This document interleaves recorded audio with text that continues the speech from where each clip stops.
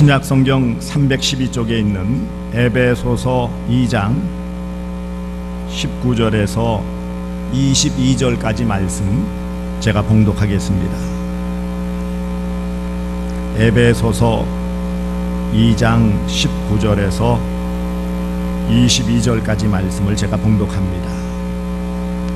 그러므로 이제부터 너희는 외인도 아니요 나그네도 아니요 오직 성도들과 동일한 시민이요 하나님의 권속이라. 너희는 사도들과 선지자들의 터위에 세우심을 입은 자라. 그리스도 예수께서 친히 모퉁이 돌이 되셨느니라. 그의 안에서 건물마다 서로 연결하여 주 안에서 성전이 되어가고 너희도 성령 안에서 하나님이 거하실 처소가 되기 위하여 그리스도 예수 안에서 함께 지어져 가느니라. 아멘.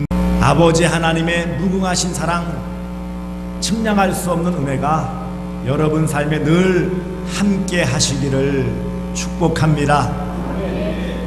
우리가 2달 가까이 구원에 대한 말씀을 나눴습니다. 구원은 영접하는 것이다. 우리 주님을 마음에 받아들이는 것이 구원이라고 그랬어요. 구원은 은혜라고 그랬어요. 하나님의 은혜로 저와 여러분이 구원받았습니다. 구원은 믿음이라고 그랬어요. 우리가 믿음으로 구원받은 거예요. 또한 우리는 구원함으로 하나가 되었습니다. 너와 나 우리 사이에 하나가 되어지는 놀라운 은혜가 되었고, 또한 구원은 화목이라고 그랬어요. 하나님과 우리 사이에 죄의 막힌담이 허물어짐으로 하나님과 화목한 것이 구원이라고 했습니다. 오늘 마무리하면서, 물론 구원에 대한 더 많은 말씀들이 있지만 마무리하면서 오늘 우리가 함께 나눌 것은 구원, 그것은 결국 교회를 이룬다라는 것을 보여줍니다. 저와 여러분은 구원받아서 함께 교회를 이루었어요. 이 자리에 나오신 것은 다른 어떤 이유도 아니고 하나님의 은혜로 믿음으로 구원받았기에 구원받은 우리가 하나님을 아버지로 모시고 함께 모여서 교회를 이룬 것입니다. 그러면 한번 물어보죠. 여러분은 구원받은 성도로 이 교회 안에서 모범적인 성도입니까?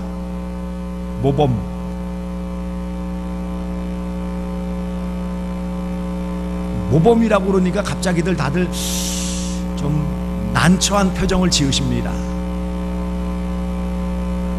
한 여성장 단체에서 좋은 남편 신랑감, 곧 모범적인 남자가 누구인지 시상을 하기 위해서 미스터 모범 남자, 그래서 추천을 받아서 1등에게 큰 상을 주겠다라고 광고를 했습니다. 전국 각지에서 수만 통의 추천서가 들어왔어요. 이런 사람 저런 사람 대단한 사람들이 많아요. 야, 우리나라에 이런 남자들이 있었네 싶을 만큼 대단한 남자들이 많아요. 그런데 가장 인상적인 편지 한 통이 있습니다. 1등 후보 추천 가운데 하나가 있는데 그것은 자천한 거예요. 자기가 추천한 겁니다. 그 추천서에는 이렇게 써 있었어요. 저는 술, 담배를 전혀 하지 않습니다. 저는 여성을 절대로 때리지 않습니다. 저는 일요일 주일마다 꼬박꼬박 빠짐없이 하나님께 예배를 드립니다. 저는 항상 아침 6시에 일어나고 반드시 밤 10시에는 잠자리에 듭니다. 이런 생활을 한 지가 벌써 10년이 넘어가고 있습니다 라고 추천서를 썼어요.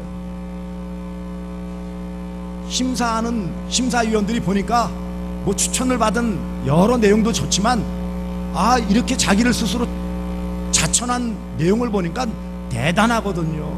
야, 이만한 남자가 세상에 있나? 이런 남자라면 1등 남편, 1등 신랑감이겠다 싶어가지고 확인을 해야 나중에 1등을 주잖아요. 그래서 이 여성단체에서 그 편지 주소대로 또 그 나와 있는 안에 있는 전화번호대로 전화를 돌렸어요. 따르릉 해서 여보세요 그랬더니 거기 아무개시 있습니까? 그랬더니 예, 여기에 있습니다. 거기가 어디죠? 그러니까 여기요, 교도소입니다. 어디에 있다고요? 교도소에 죄 짓고 갇혀 있는 거예요. 교도소에서 자기 의지와 상관없이 아침에 6시에 일어났다 밤 10시에는 자야 돼요. 꼬박꼬박 종교 생활을 해야 되기 때문에 어차피 독방이나 감옥에 갇혀 있는 것보다 그래도 교회 예배 드리러 가는 게 편하니까는 꼬박꼬박 예배도 참석했어요. 만나는 사람이 나 남자인데 뭐 여자를 때릴 일이 있겠습니까? 술, 담배 할 기회도 없지요. 제가 왜 이런 말씀을 드립니까? 왜 이런 우스갯소리를 할까요? 우리는 때때로 이 교회라는 신앙 공동체 안에서 나름대로 내가 제법 신앙생활 잘 한다라고 착각할 수 있다라는 거예요.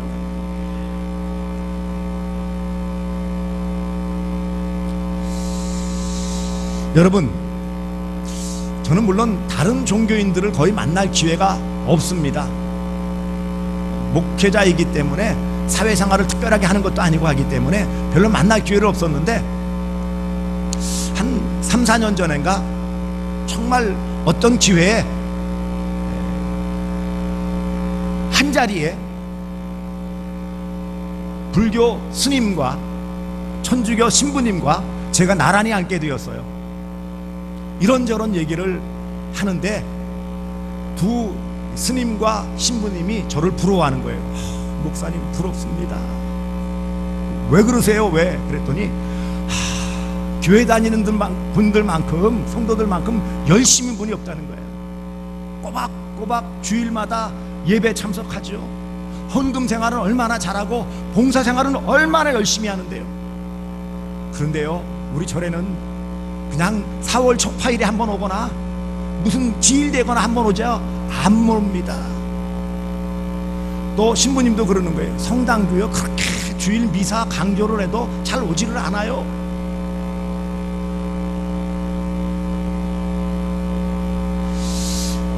그래서 가만히 생각해보고 또 다른 글들을 보니까 정말 우리 기독교가 다른 불교나 천주교 다른 종교에 비해서 좀 열심히 있다라는 건 사실이에요. 그 말을 뒤집어 말하면 불교나 천주교 등 다른 종교인들은 종교 생활에 비교적 부담이 적습니다. 나가고 싶으면 나가는 거예요. 반드시 주일 미사를 드리냐? 안 그렇더라고요. 토요일 미사 드리면 된대. 그리고 놀러 가면 된다는 거예요. 그런가? 제사 드리면 되는 거예요. 술 마시면 되죠. 별로 걸릴 게 없어요. 반면에 말씀드린 것처럼 교회는요, 기독교는요, 매주일 이렇게 예배 장소에 나와서 예배를 드려야 되죠. 또 헌금 생활도 해야지요. 조금 신앙생활하면 봉사생활도 하라고 그러죠. 지난 며칠 동안에 식당에서 또 여러 곳에서 봉사한다고 얼마나 애를 썼는지 몰라요. 이 무더운 날씨에.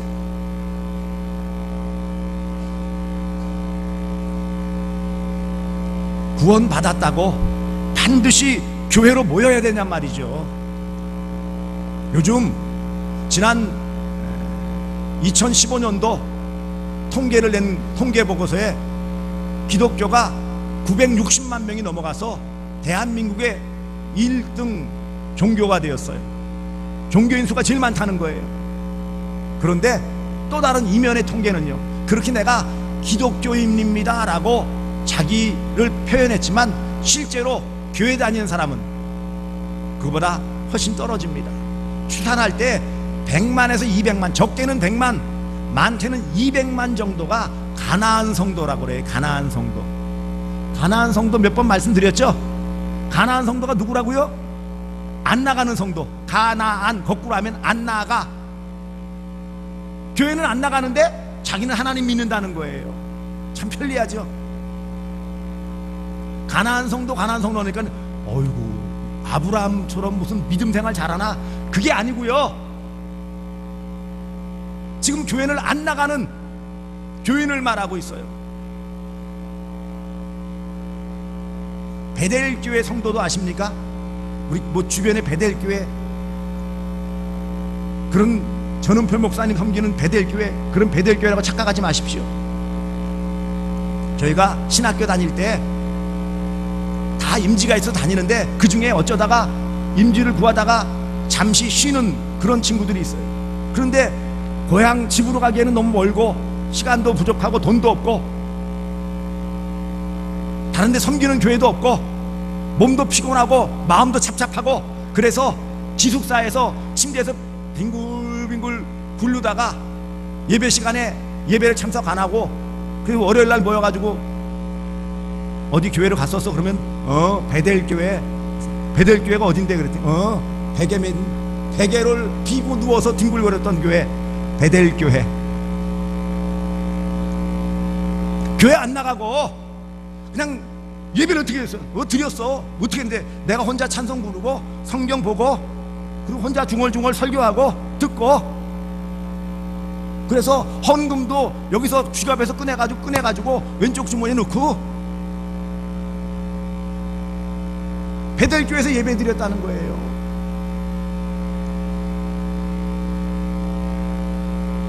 요즘 젊은이들 사이에서 사실 이런 경향들이 많이 일어나고 있어요.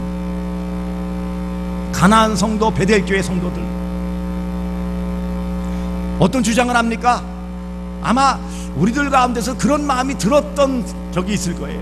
아니, 나 혼자 믿고 신앙생활하면 안 되나, 그렇게 생각하는 거예요.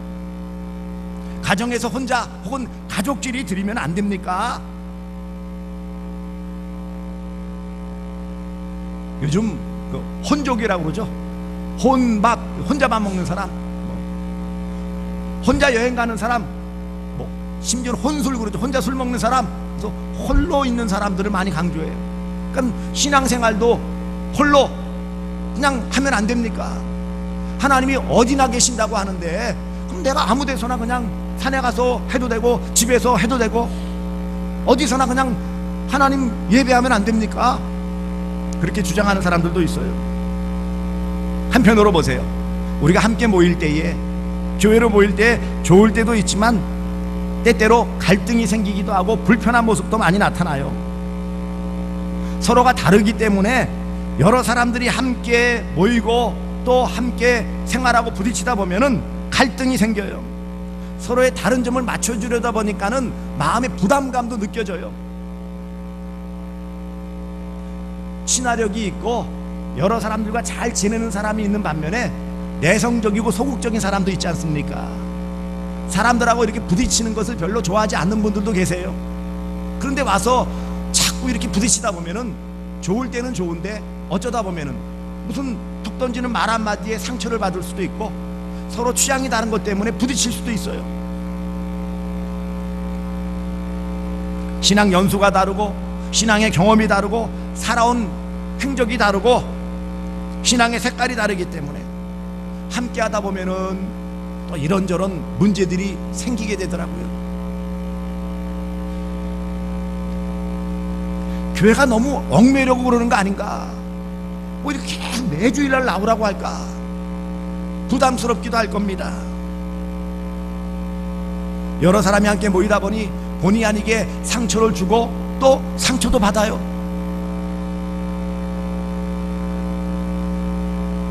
어떤 목사님은 이런 칼럼을 썼어요.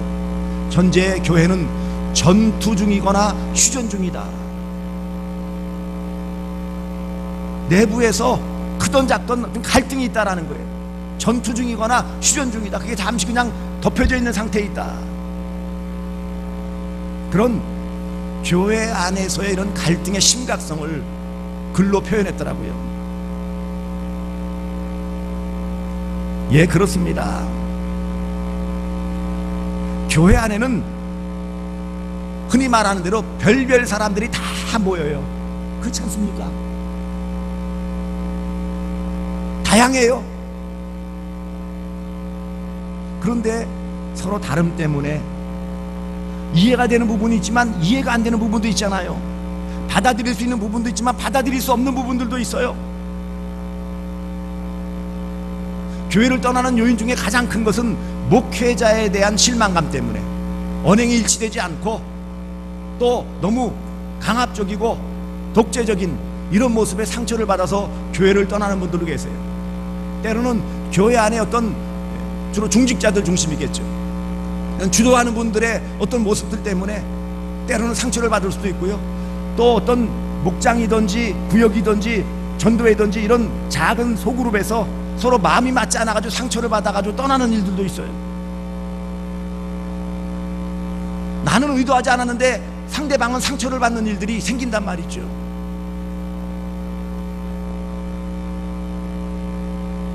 한편으로 세상적인 관점에서 보면은 교회가 너무 목회자 중심의 그런 조직이 이루어져 있음을 볼 수 있어요. 때로는요, 사회 일반적인 기업에서 보면은 교회만큼 경직된 구조가 없어요. 너무 폐쇄적이에요. 많이 평등이 해소되었다고 하지만 지금 가장 큰 이슈가 여성 성도에 대한 안수에 대한 문제예요. 시대가 이렇게 바뀌었고 여성 대통령도 나오고 국무위원회에서 지금 문재인 정권에서는 남녀 동수가 될 만큼 다 이렇게 유리벽들이 다 해체되고 있는데 교회에서는 여전히 남성이 주도하고 있는 이런 모습이 있어요.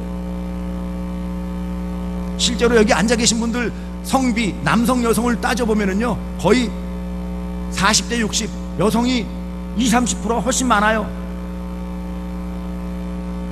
여러 가지 때문에 상처를 받아요. 제가 알고 있는 정말 신앙생활 잘 열심히 하고 머리도 명석하고 대단한 능력이 있는 분인데 우리 교단에서 목사 안수를 주지 않기 때문에 다른 교단 가가지고 목사 안수 받은 분이 있어요. 인간적으로는 너무 아까운 분이에요. 야, 저런 분이 앞장서면 대단할 터인데 그런데 공부 다 대학원까지 공부하고 여기서는 안수를 받을 수가 없어요. 이런 구조적인 것 때문에 교회를 완전히 떠나지는 않지만 상처를 받는 일들이 생긴단 말이죠. 작으면 작은 대로 크면 큰 교회대로 이런저런 상처를 받고 우리가 모여요. 그런데 구원받은 성도라면서요. 아니 구원받은 성도가 모였는데 왜 이런 갈등이 있고 분쟁이 있고 아픔이 있고 상처가 남습니까? 그럼에도 불구하고 교회로 모여야 합니까? 구원이 없으면 교회도 없어요. 구원 받았기에 교회가 있는 거예요. 우린 다른 조건 때문에 모이지 않았어요. 사업 때문에 모였습니까? 직업이 같아서 모였어요? 같은 지역 출신이기 때문에 모였어요? 나이가 또래 그룹이기 때문에 모였어요? 취미가 같기 때문에 모였어요? 어떤 것도 아니에요. 우리가 교회로 모인 것은 단 하나, 하나님의 은혜로 구원받아서 이 자리에 모인 거예요. 그런데 이런 구원받아 감사함으로 모인 우리가 함께 모여 상처를 주고받고 마음이 아프고 때로는 등을 돌리고 괴로워한다면 이 모습을 과연 하나님이 기뻐하실까요? 왜 하나님께서는 이런 갈등이 있고 아픔이 있고 괴로움이 있고 분열이 있고 상처를 주고받는 이 교회로 우리를 모이게 하셨을까요? 그저 각자 알아서 신앙생활하면 안 돼요? 그냥 가족끼리 마음에 맞는 사람끼리만 모여서 하면 안 돼요? 왜 하나님은 구원받은 하나님의 자녀인 성도들로 함께 모여 교회를 이루며 신앙생활하게 하셨을까요? 교회는 헬라어 그리스어로 에클레시아라고 발음을 해요. 그것은 에크라는 단어, 모모로부터 그다음에 칼레오, 부르다라는 단어가 합쳐진 단어예요. 이것을 풀어서 말씀하면은 교회는 세상에서 하나님의 은혜로 구원받은 사람들의 모임이에요. 모임.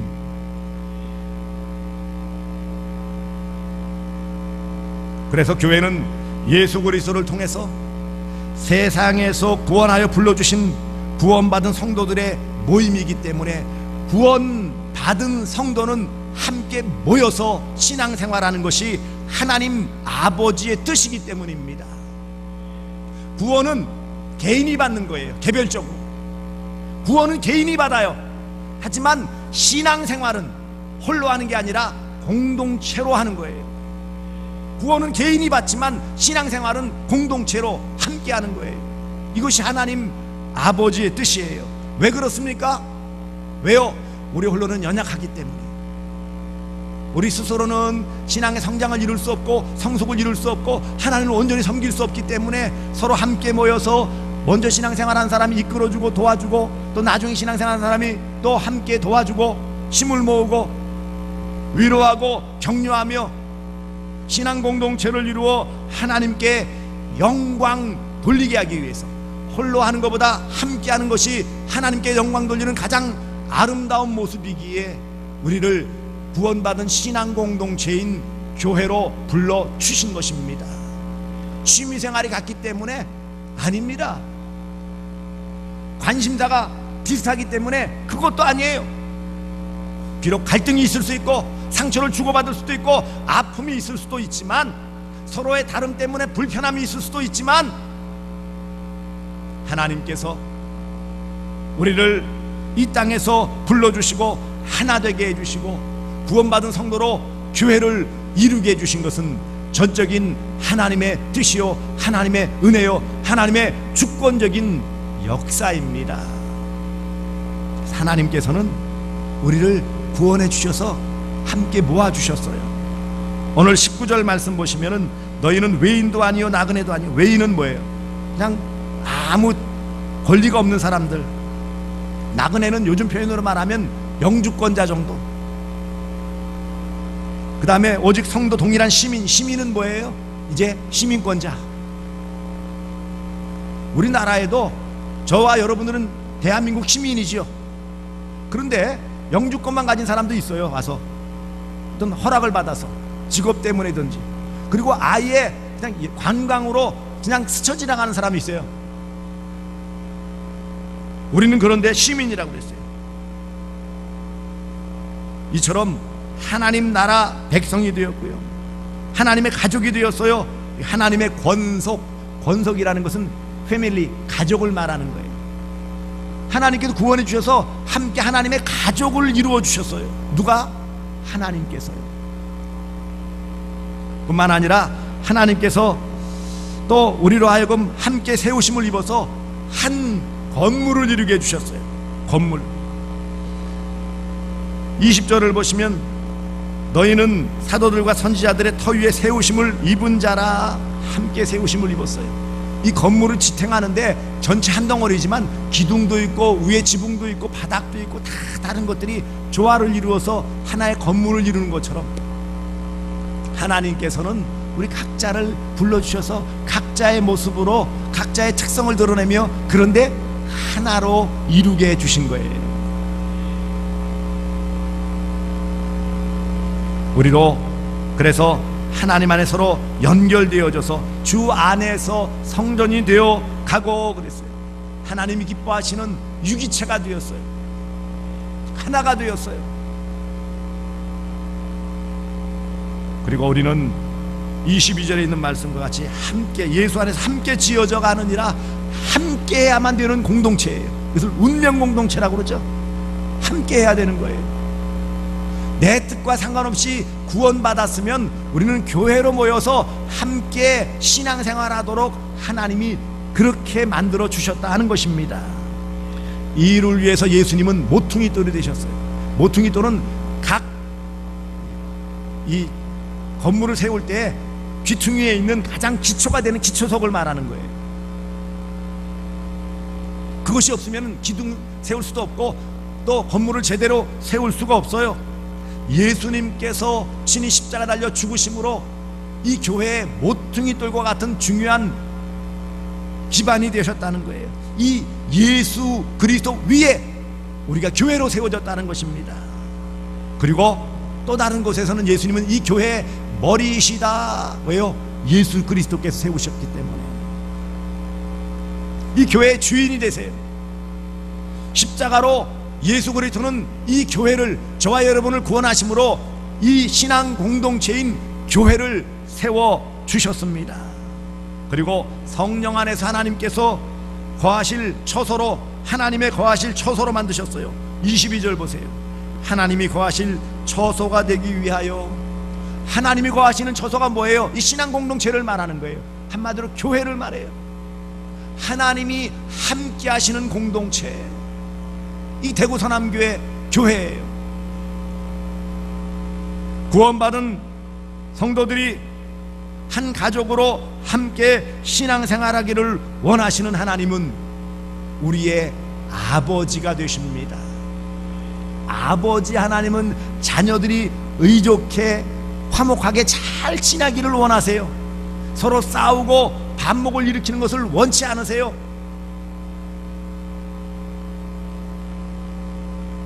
교회된 우리도 예수 그리스도로 말미암아 구원받아 새롭게 지음받은 한 몸입니다.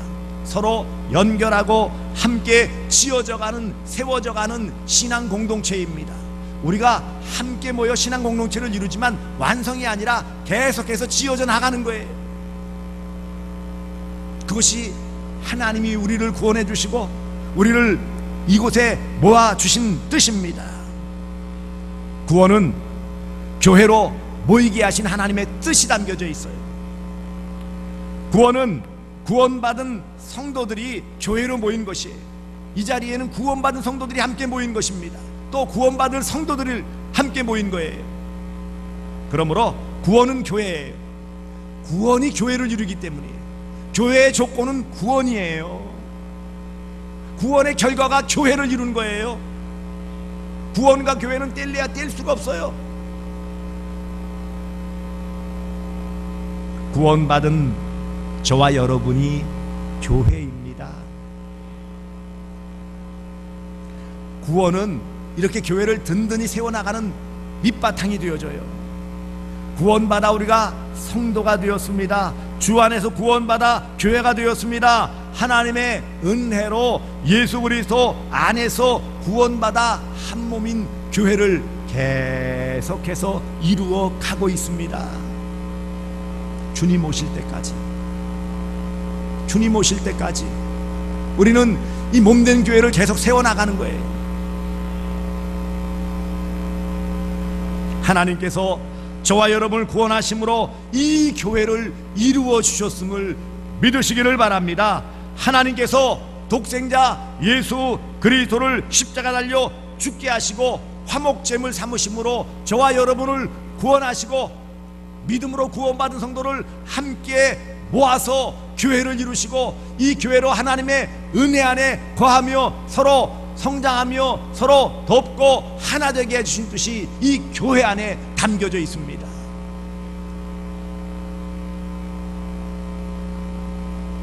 구원받은 성도가 교회예요. 성도가 교회예요. 이 건물이 교회가 아닙니다. 건물은 교회당, 예배당이에요.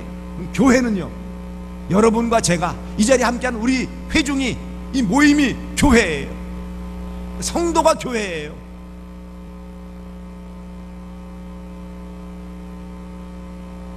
그러므로 하나님의 은혜로 구원받아 함께 모인 교회된 우리 모두는 가족입니다. 가족, 한 가족. 여기 오늘 19절에 하나님의 권속, 하나님의 가족이라 그랬어요. 22절에는 하나님이 거하실 처소라고 그랬어요. 그렇다면 우리가 가족으로서 또 하나님을 아버지로 모신 가족으로서 화목한 가운데 서로를 바라보며 이해하며 돕고 사랑으로 하나 되어지는 이런 모습을 보여야 합니다. 가족은 모든 것을 다 초월해요. 법도 초월해요. 가족이면은요, 모든 것이 다 이해가 되어져요. 세상 사람들은 다 이해를 못하고 외면해도 가족은 받아들이고 용서하고 품게 되어져 있어요.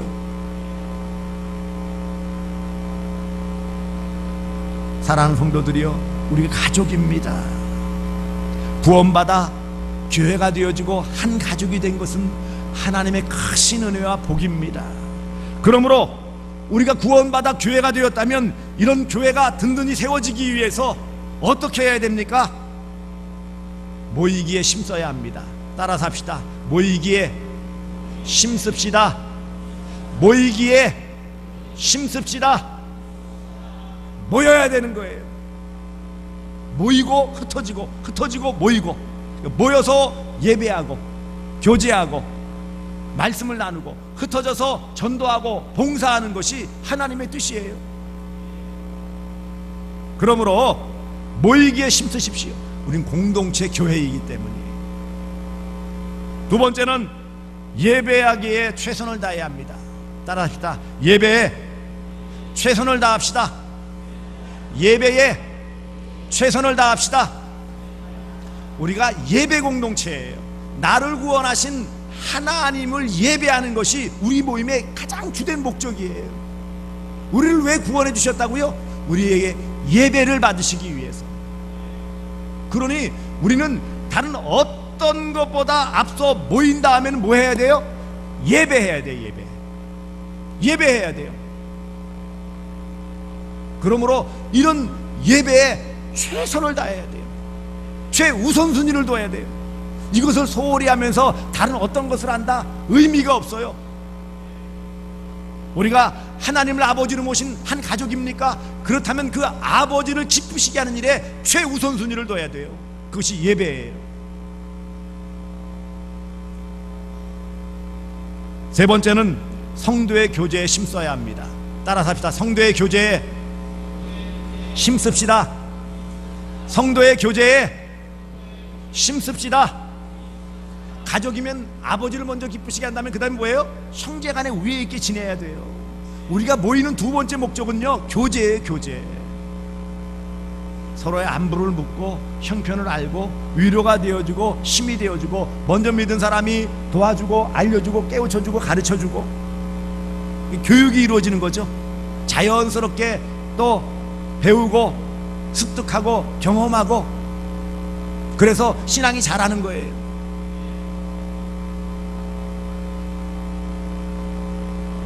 그 다음에는요, 우리가 구원받은 공동체를 어떻게 해야 됩니까? 나가서 전해야 돼요. 따라서 합시다. 전도하는 공동체. 전도하는 공동체. 아직도 이 사랑을 모르는 그런 이웃들에게 가서 이 구원받은 이 기쁨이 얼마나 큰 것인지, 이 아름다운 신앙 공동체가 얼마나 귀한 것인지 우리에게로 나오고 함께하기 위해서 가서 전하는 거예요.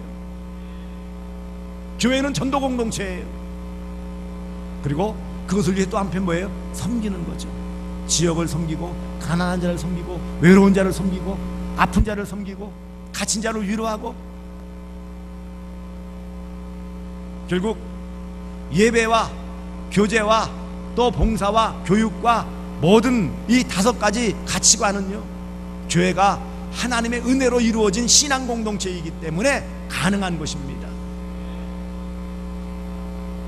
구원은 교회를 이루는 거예요. 그러므로 구원받은 우리가 한 몸이 되었으면 이제는요, 한 가족입니다. 한 가족. 한 가족이에요. 학연, 지연, 혈연 모든 조건을 초월하여 이제 가족이 되었어요. 우리 안에는 어떤 차별이나 구분이 있어서는 안 돼요.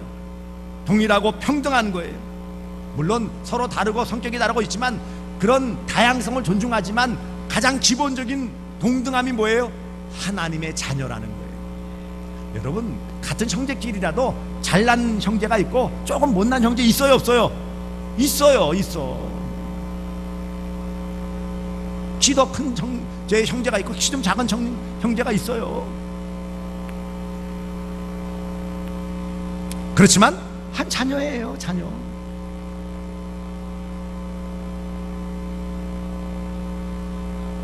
성도의 다양성이 존중되어집니다. 한 가족으로 모이면 서로의 다름이 인정되어지는 거예요. 아, 그런 취향인가? 아, 그러면 그것도 되고, 아, 이런 모습인가? 아, 그것도 좋고.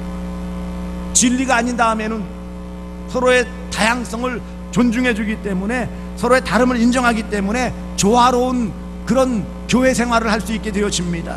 위로를 받고 격려를 받고 세심을 얻어요. 상처받다가도 치유되어지는 거예요. 물론 사람끼리 모였기 때문에 처음에는 오해될 수도 있고 사람인지라 상처 주고받을 수 있어요. 그게 사람 사는 거죠. 뭐 기계끼리 모인 게 아니에요. 여러분, 기계가 싸우는 거 봤어요? 기계가 싸우는 거 봤어요?